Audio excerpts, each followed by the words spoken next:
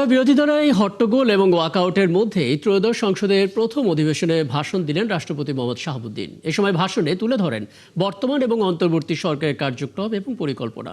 পতিত আওয়ামী লীগের অপরাধ দুর্নীতির নির্মম চিত্রের কথাও বলেন রাষ্ট্রপতি। এসব তদন্তের আওতায় আনার তাগিদ রয়েছে তার সেই ভাষণে। মোহন ইসলামের প্রতিবেদন।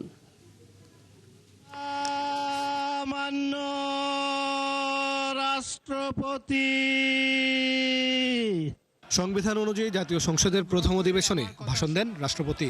সেই রীতি অনুযায়ী ভাষণ দেওয়ার সময় বিরোধী দলের বাধার মুখে পড়েন রাষ্ট্রপতি মোহাম্মদ শাহাবুদ্দিন। অতিথিবৃন্দ, তারপরও বক্তব্য দেওয়া শুরু করেন তিনি। শুরুতে তুলে ধরেন জুলাই গণ অভ্যুত্থানের কথা। ছাত্র জনতা রক্তের বিনিময়ে কিভাবে আওয়ামী দুঃশাসনের অবসান ঘটে সেটাও তুলে ধরেন রাষ্ট্রপতি। স্টে সেফের ডাবল লেয়ার প্রোটেকশনই পিরিয়ডের হেভি ফ্লোর দিনগুলোতে আমাকে রাখে নিরাপদে। Stay safe. অন্তর্বর্তীকালীন সরকারের নেওয়া বিভিন্ন পদক্ষেপ, বিশেষ করে অর্থনৈতিক ও সংস্কার কার্যক্রমের কথা তুলে ধরেন তিনি। বলেন বর্তমান সরকারের কার্যক্রম ও পরিকল্পনার বিষয়েও।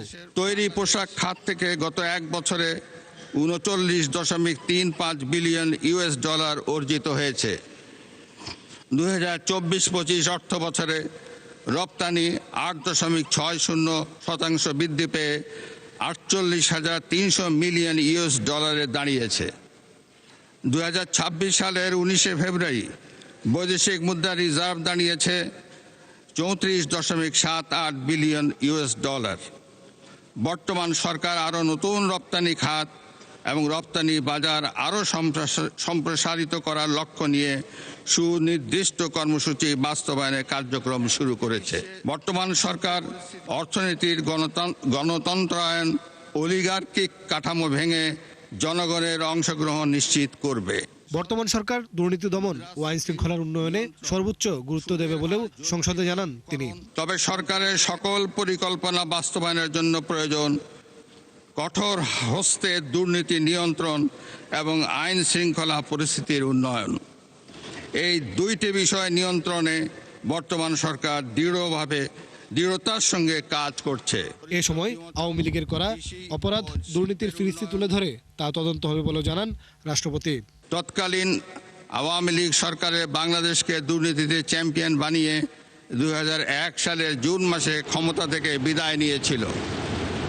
২০০১ সালের অক্টোবর মাসে পূর্ববর্তী সরকারের রেখে যাওয়া দুর্নীতিতে চ্যাম্পিয়ন বাংলাদেশের দায়িত্ব নিয়ে বেগম খালেদা জিয়ার নেতৃত্বাধীন সরকার দুর্নীতি দমনে কঠোর পদক্ষেপ গ্রহণ করে।